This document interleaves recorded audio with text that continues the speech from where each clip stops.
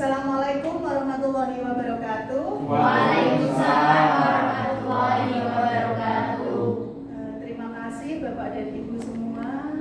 Yang kami hormati Bapak Kepala Sekolah SMA Negeri 1 Lebok, Bapak Soekarno Magister Pengajaran Fisika.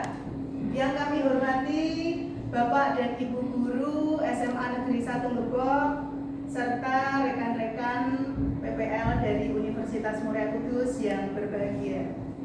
Bapak dan Ibu, pertama marilah kita panjatkan puji dan syukur kehadirat Allah Subhanahu wa Ta'ala, yang mana pada kesempatan siang hari ini telah memberikan kita kenikmatan berupa kesehatan, sehingga kita bisa berkumpul di ruang pertemuan ini dalam keadaan sehat walafiat. Kedua kalinya, sholawat serta salam marilah senantiasa kita panjatkan ke junjungan kita Nabi Agung Muhammad Sallallahu Alaihi Wasallam, yang selalu kita nantikan syafaatnya di yaumil qiyamah nanti. Amin Allahumma amin. Bapak dan Ibu yang berbahagia, terima kasih atas kesediaan waktunya siang hari ini untuk mengikuti kegiatan berbagi praktik baik dari kami, yang mana kami kemarin mendapat tugas untuk mengikuti kegiatan Bintek Fasda di Semarang selama 4 hari, yang mana Bintek itu mempelajari tentang 7 jurus BKIP. Dari kegiatan Bintek tersebut, kami mendapatkan tugas untuk melakukan on the job learning (OJL) kepada siswa-siswi kami di sekolah masing-masing. Dalam OJL tersebut, kami mendapat tugas untuk mengimplementasikan 2 jurus. 2 jurus itu bebas, terserah dari yang bersangkutan masing-masing mau mengimplementasikan apa. Di kesempatan ini kemarin saya mengimplementasikan kepada anak-anak saya itu jurus 1 dan jurus 2. Jurus yang pertama yaitu kenali potensi, dan jurus yang kedua kelola emosi. Untuk itu, dari hasil implementasi kami di kelas, kami akan menyampaikan hasil praktek baik saya. Ini Bapak Ibu, ini hasil praktek baik kami di kelas Bapak dan Ibu. Tujuan dari kegiatan ini, kegiatan diseminasi berbagi praktik baik, yang pertama adalah kami berbagi praktik baik hasil pelaksanaan penerapan 7 jurus di kelas. Yang kedua Bapak Ibu, agar semua guru memiliki kompetensi kebekaan untuk mendampingi perkembangan pribadi, sosial, belajar maupun karir murid secara menyeluruh. Waktu pelaksanaan pembebasan itu hari ini, hari Jumat, tanggal 17 Oktober jam 13 sampai selesai, bertempat di ruang pertemuan SMA Negeri 1 Lebok. Sekilas tentang 7 jurus BKIP nih Bapak Ibu. Apa sih 7 jurus BKIP itu? 7 jurus BKIP adalah strategi unggulan dalam kami melakukan layanan bimbingan dan konseling kepada peserta didik kami. 7 jurus BKIP itu meliputi apa saja? Yang pertama adalah kenali potensi. Apa yang dipelajari dari jurus kenali potensi? Kita mempelajari tentang asesmen bakat dan minat untuk siswa. Jurus yang kedua, kelola emosi. Yang dipelajari di situ adalah tentang pembelajaran sosial emosional. Jurus yang ketiga, tumbuhkan resiliensi. Yang mana dalam jurus itu mempelajari daya lenting, semangat untuk bangkit kembali. Yang keempat yaitu jaga konsistensi, mempelajari tentang apa? Kebiasaan berkesadaran. Dan jurus yang kelima yaitu jalin koneksi. Diharapkan kita, utamanya guru BK, itu bisa berkomunikasi secara empatik kepada siapa? Kepada peserta didik, kepada semua warga sekolah, sehingga komunikasi terjalin efektif. Dan jurus yang keenam yaitu bangun kolaborasi. Kita diharapkan bisa bekerja sama dengan multi pihak, dengan berbagai pihak. Baik itu pihak yang ada di sekolah, ya, utamanya murid, bapak dan ibu guru, Ketika kita BK ada permasalahan dengan siswa, kita bisa bekerja sama dengan wali murid, dengan guru wali, dengan orang tua siswa, ataupun pihak-pihak luar yang sekiranya dibutuhkan ketika kita melakukan layanan kepada peserta didik kita. Dan yang terakhir yaitu menata situasi. Menata situasi itu dalam rangka apa? Untuk kita mendapatkan layanan lingkungan belajar yang aman, nyaman, dan menyenangkan untuk semua warga sekolah. Dari ketujuh jurus BK Hebat ini Bapak dan Ibu, 4 aspek itu termasuk aspek siswa, ya.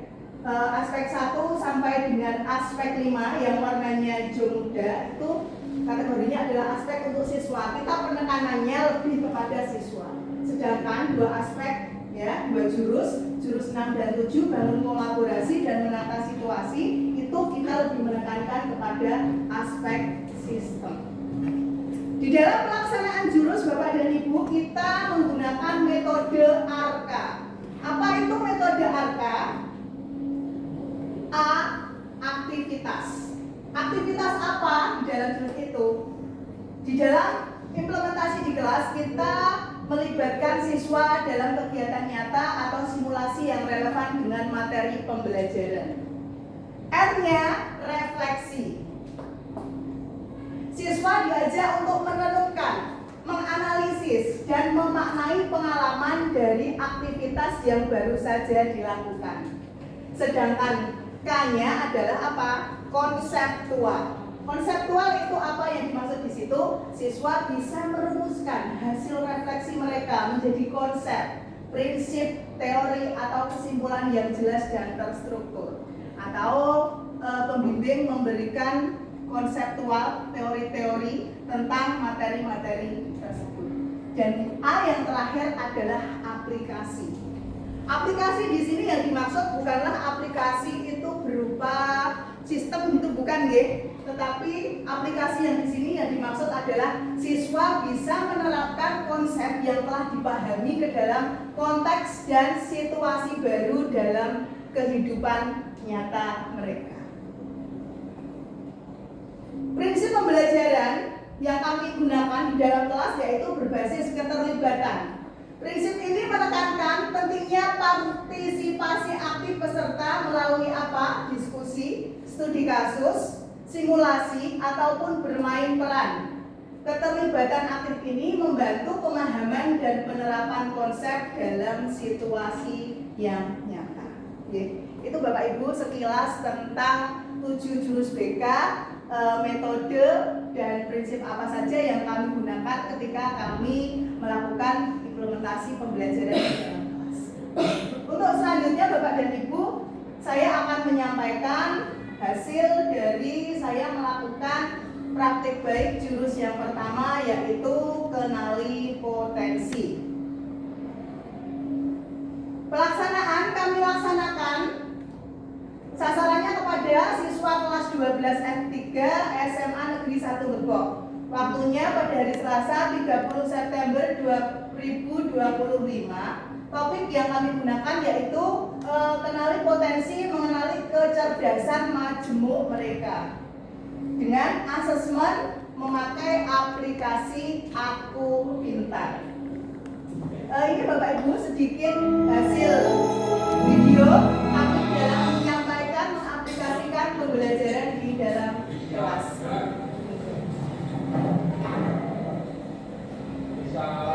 Assalamualaikum warahmatullahi wabarakatuh. Waalaikumsalam warahmatullahi wabarakatuh. Selamat duduk kembali. Terima kasih, Bu. Iya, ya. Istri ya. Sekarang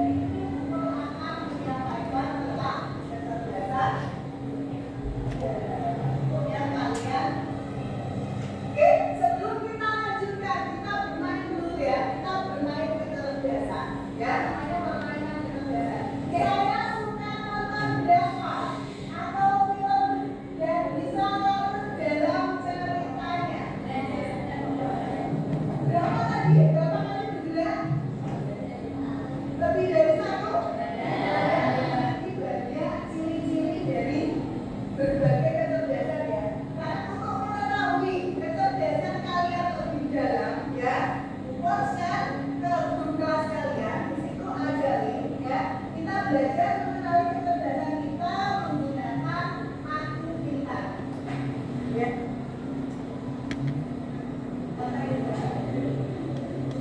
Jadi hasil yang kalian dapatkan sesuai dengan diri kalian. Sesuai. Oke, silakan berkumpul sesuai dengan kecerdasannya masing-masing. Yang kita akan dalam rumah, di sekolah, maupun kita main.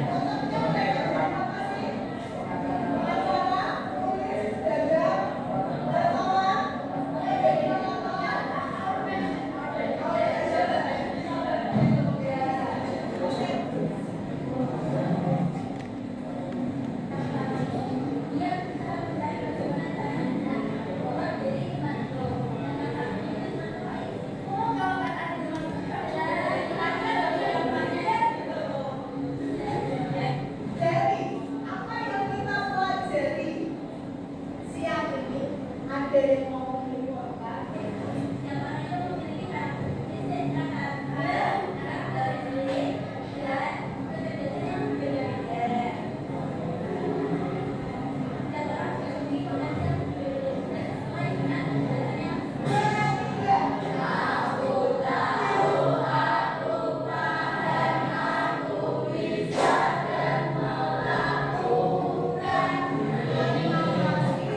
Sampai ketemu di pembelajaran kita. Terima kasih. Oke. Itu ya Bapak Ibu sedikit kilas dari video pembelajaran kita di dalam kelas, yang mana pada awalnya banyak dari siswa kita yang masih ragu-ragu di dalam mengenali potensinya. Untuk itu kami menyampaikan jurus kenali potensi, yang mana tujuannya di dalam penyampaian jurus itu kami berharap siswa mampu mengenali secara objektif apa yang menjadi bakat, minat, kecerdasannya yang dominan, serta nilai-nilai pribadi yang dimiliki. Dan yang kedua, kami berharap siswa mampu menerapkan dan mengaplikasikannya di dalam kehidupan sehari-hari. Untuk teknik kami penyampaian materi kenali potensi di dalam kelas, kami tetap menggunakan metode ARKA Bapak dan Ibu. Metode itu kami gunakan, yang pertama adalah aktivitas. Aktivitas siswa di dalam mengenali potensi, siswa menggunakan, mengaplikasikan, mengisi ya kecerdasan majemuk melalui aplikasi Aku Pintar. Yang kedua, aktivitas yang mereka lakukan apa? Mereka bermain kecerdasan. Dan yang ketiga, mereka melakukan diskusi kelompok sesuai dengan hasil kecerdasannya. Metode ARKA yang kedua yaitu R, refleksi. Siswa merefleksikan hasil dari tes kecerdasan yang diperoleh. Yang kedua, siswa merefleksikan permainan bermain kecerdasan. Dan yang ketiga, siswa merefleksikan tayangan video yang berhubungan dengan kecerdasan. Konseptualnya apa? Konselor memberikan penjelasan pemahaman tentang potensi siswa, yaitu tentang kecerdasan majemuk. Dan siswa merumuskan hasil refleksi mereka menjadi sebuah konsep, prinsip, teori atau kesimpulan yang jelas dan terstruktur. Selanjutnya, bagaimana mereka mengaplikasikannya? Siswa bisa mengaplikasikan potensi kecerdasan yang mereka miliki di dalam kehidupan sehari-hari. Mereka menyampaikannya melalui apa? Melalui presentasi dan hasil diskusi kelompok sesuai dengan jenis kecerdasan mereka masing-masing. Ini Bapak dan Ibu sekilas hasil asesmen ya yang diperoleh dari kelas 12 F3. Kecerdasannya mereka rata-rata paling tinggi, persentase paling tinggi 60% lebih itu berada di kecerdasan intrapersonal. Dan yang kedua di kecerdasan logika matematika Bapak dan Ibu. Itu artinya apa Bapak Ibu? Dari siswa kita yang berada di kelas 12 F3, mereka siswa-siswa intrapersonal itu memiliki kesadaran diri atau self-awareness. Mereka sangat mengenali kelebihan dan kelemahan dirinya secara realistis. mereka bisa memahami mengapa ia merasakan atau bereaksi terhadap sesuatu motivasi dan emosi. Mereka juga memiliki kesadaran tinggi akan nilai, etika, dan keyakinan diri. Kemudian yang kedua, mereka memiliki kemandirian dan kekuatan diri. Mereka mampu bekerja secara mandiri dan lebih suka menyendiri untuk merenung dan berkonsentrasi dibandingkan beramai-ramai. Mereka memiliki kemampuan yang kuat, tangguh, dan mampu mendisiplinkan dirinya sendiri. Serta mereka pandai mengendalikan dan mengelola emosi. Emosi mereka tidak cepat meledak-ledak. Ya. Terus yang ketiga, tentang refleksi dan tujuan hidup mereka. Biasanya anak-anak intrapersonal itu senang melakukan introspeksi, refleksi, dan berdialog dengan dirinya sendiri ya, self talk. Pernah Bapak Ibu melakukan self talk? Sudah mengetahui apa kecerdasan Bapak Ibu? Mereka mampu menetapkan tujuan hidup dan hidupnya mereka biasanya lebih terarah dan bermakna. Karena apa? Mereka sudah menyadari, mereka sadar akan tujuan dan eksistensinya. Hubungan dengan proses pembelajaran apa Bapak dan Ibu? Dari hasil kecerdasan intrapersonal, mereka lebih suka belajar berdasarkan program atau gaya belajarnya sendiri. Karena intra itu kan lebih ke dalam dirinya ya. Yang kedua, belajar dengan baik melalui proyek mandiri, merenung atau membuat jurnal. Dan yang terakhir, mereka itu lebih tertarik pada teori, ide, dan isu-isu yang ada. Itu Bapak Ibu, mungkin itu bisa sebagai gambaran kita ya di dalam memberikan pembelajaran di dalam kelas sehingga kita bisa menerapkan praktek diferensiasi pembelajaran. Kita bisa memperlakukan siswa-siswa kita sesuai dengan kategori kecerdasannya masing-masing ya. Dari hasil kegiatan itu, yang pertama untuk siswa bisa mengenali kekuatan diri, mengenal dan memahami kecerdasan dominan yang mereka miliki. Yang kedua, siswa bisa mengetahui cara belajar yang paling efektif sesuai dengan gaya belajar kecerdasan mereka. Dan yang ketiga, dari hasil kenali potensi itu, mereka bisa memiliki motivasi belajar yang semakin meningkat. Karena apa? Karena mereka sudah memahami dirinya. Oh, aku ini ternyata seperti ini. Hasil kegiatan itu bisa dimanfaatkan juga oleh guru. Bapak Ibu guru bisa apa? Guru mampu mengidentifikasi kecenderungan, kecerdasan majemuk siswa, bukan hanya berfokus pada kemampuan akademik tradisional, tapi kita bisa mengimplementasikan kegiatan pembelajaran yang berdiferensiasi. Untuk saat implementasi di dalam kelas Bapak Ibu tentunya semua hal tentu ada kendalanya karena yang namanya hidup itu tidak selalu mulus, tapi kendala itu tentunya bisa kita solusi ya, bisa kita atasi. Saat kita implementasi jurus kenali potensi, apa sih kendala kita? Yang pertama, kita terkendala oleh alat atau asesmen yang terkadang mahal atau sulit diakses, Bapak Ibu. Karena apa? Untuk tes psikologi yang sesungguhnya itu biasanya kan harus dilakukan oleh psikolog yang bersertifikat. Namun itu biasanya berbayar, Bapak Ibu. Solusinya apa Bapak dan Ibu untuk bisa kita tetap melakukan mengenali potensi siswa tapi tanpa berbayar? Kita menggunakan aplikasi yang gratis dari Akpintar. Insya Allah aplikasi itu sudah cukup mengukur kemampuan siswa.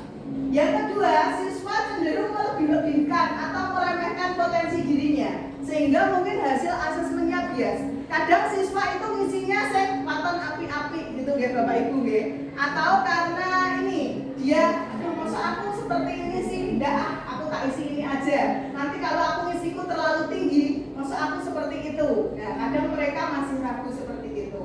Maka solusinya apa Bapak dan Ibu? Saya mensosialisasikan tentang tujuan dan manfaat asesmen potensi.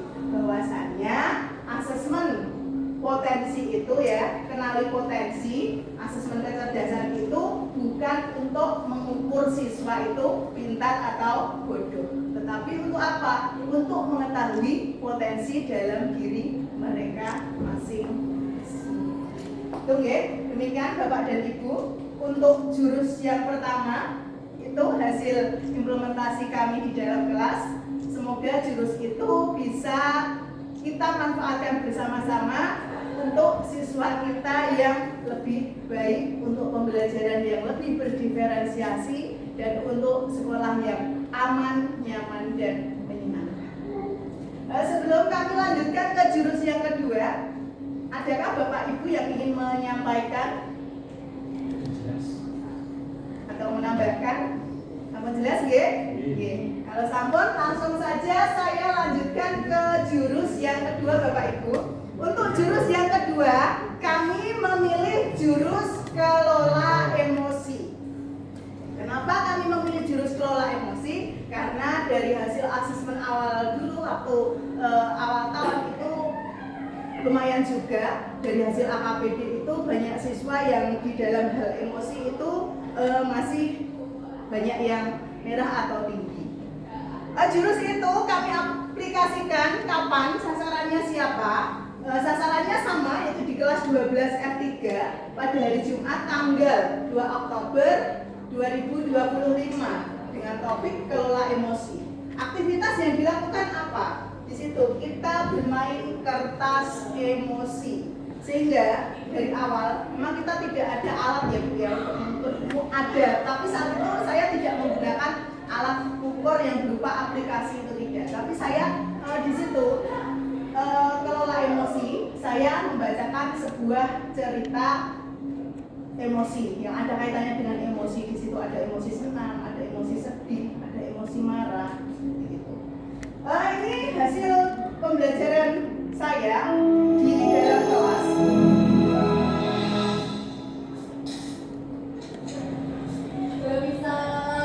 Assalamualaikum warahmatullahi wabarakatuh.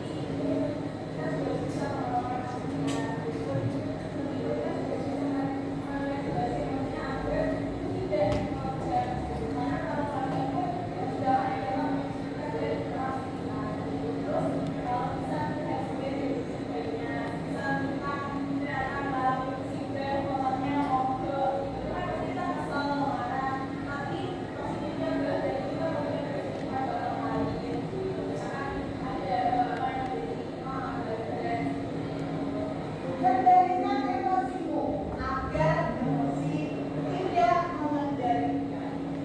Oke, Assalamualaikum warahmatullahi wabarakatuh. Waalaikumsalam warahmatullahi wabarakatuh. Oke.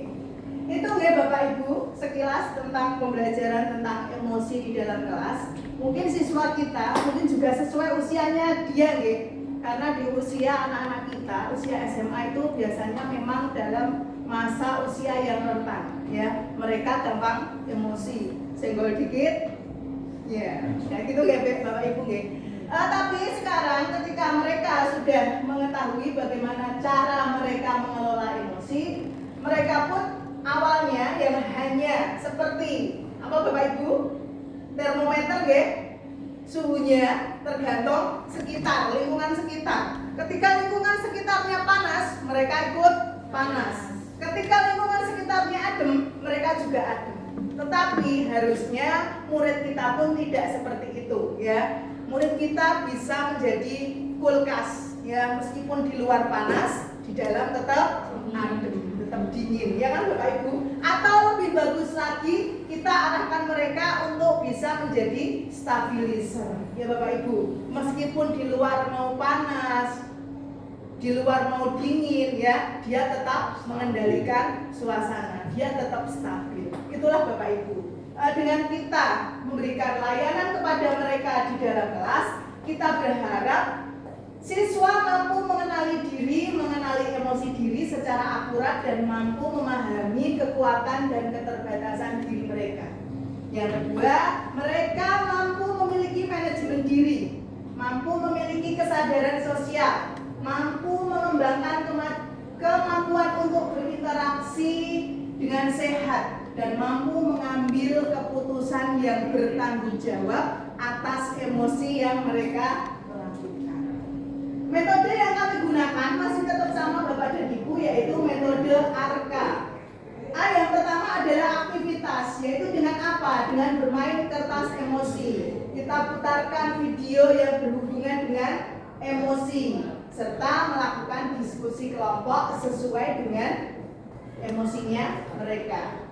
Selanjutnya Bapak dan Ibu, metode ARKA yaitu refleksi.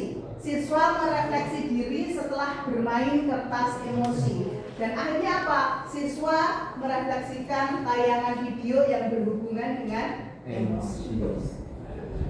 Sedangkan untuk ILK konseptual, konselor seperti biasa memberikan penjelasan pemahaman tentang bagaimana cara mengelola emosi. Bagaimana itu emosi?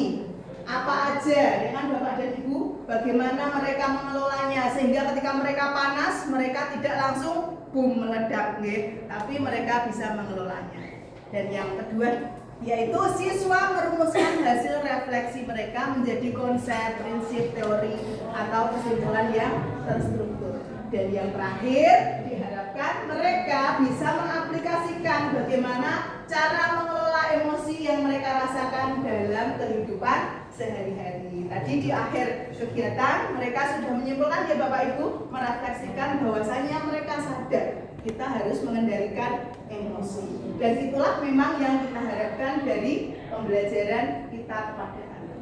Dengan pengetahuan ini, dengan anak mengetahui bisa mengelola emosi, diharapkan kondisi di dalam kelas mereka bisa stabil, mereka tetap aman, nyaman, senang belajar di dalam kelas karena tidak ada gesekan antara satu dengan yang lainnya. Dari hasil kegiatan itu Bapak dan Ibu guru, siswa bisa mengenali peta emosinya. Siswa belajar mengelola stres dan emosi mereka sendiri melalui keteladanan atau modeling dan pembiasaan sehari-hari. Yang ketiga yaitu murid memiliki pemahaman dan keterampilan serta dapat meningkatkan kesadaran dalam mengelola emosi mereka. Seperti halnya di setiap kegiatan tentu ada kendala dan pasti adalah kita sebagai guru harus bisa menemukan solusinya, karena kita juga dituntut untuk bisa inovatif, ketika ada permasalahan kita juga jangan menyerah. Kendalanya apa Bapak dan Ibu? Siswa kita masih belum bisa mengendalikan emosinya, masih terbawa suasana saat itu. Tadi di awal ketika saya membacakan cerita cerita, kertas emosi, kertas anak-anak itu banyak yang lungsuh ya, yang uel-uelan, bahkan ada yang sampai disobek-sobek. Artinya apa? Saat itu mereka itu ibarat tadi, mereka itu masih sebagai termometer ya. Ketika panas, mereka ikut panas. Tapi ketika akhir-akhir suasananya adem, udah akhirnya apa? Kertasnya mau dilos-los lagi. Artinya apa mereka? Aduh, ternyata siswaku belum bisa mengenali emosinya, belum bisa mengendalikan emosinya. Tetapi setelah kami beri pemahaman-pemahaman, akhirnya mereka, oh iya, ternyata aku harus seperti ini. Aku di dalam kehidupan sehari-hari, di dalam aku berlaku sama teman-teman harus seperti ini. Dengan keluarga harus seperti ini. Dengan bermasyarakat aku harus seperti ini. Mereka akhirnya menyadarinya dan mampu menerapkannya di dalam kehidupan sehari-hari. Ini Bapak dan Ibu, dokumentasi kami waktu melaksanakan pembelajaran di dalam kelas, tadi sudah ada videonya dan ini untuk dokumentasi foto-foto. Demikian Bapak dan Ibu untuk sesi kami berbagi praktik baik yang kami lakukan di kelas kami. Semoga dari hasil itu Bapak dan Ibu guru sebagai guru kelas guru mapel bisa memanfaatkannya untuk kegiatan pembelajaran sesuai dengan mata pelajaran yang Bapak Ibu guru ampu masing-masing. Sebelum saya akhiri, mungkin ada yang mau sedikit menyampaikan tentang kegiatan kita ini. Monggo Bapak dan Ibu. Mbak Elin. Monggo. Ya. Terima kasih. Pada kesempatan kali ini saya akan merefleksi terkait dari dua jurus hebat BK ya. Termasuk dalam hal mengenali potensi, memang selayaknya kita sebagai seorang guru kita harus lebih paham terkait potensi anak didik kita ya, agar ketika kita memberikan pembimbingan, memberikan motivasi itu sesuai dengan passion anak-anak tersebut seperti itu. Dan yang kedua, jurus yang mengelola emosi itu juga penting untuk bekal anak-anak kita supaya dalam berhubungan interaksi dengan siapapun ini sebagai awalan ketika dia nanti terjun ke masyarakat, setidaknya nanti bisa lebih mengoptimalkan emosinya seperti itu. Terima kasih Bu Erlin Sama-sama. Mekaten Bapak dan Ibu semua, dua jurus yang sudah kami praktekkan di dalam kelas, semoga bermanfaat untuk siswa-siswi kita semuanya. Terima kasih atas waktunya. Mohon maaf bila banyak hal yang belum tersampaikan atau banyak hal yang dalam kami menyampaikan terdapat kesalahan. Terima kasih. Assalamualaikum warahmatullahi wabarakatuh. Waalaikumsalam.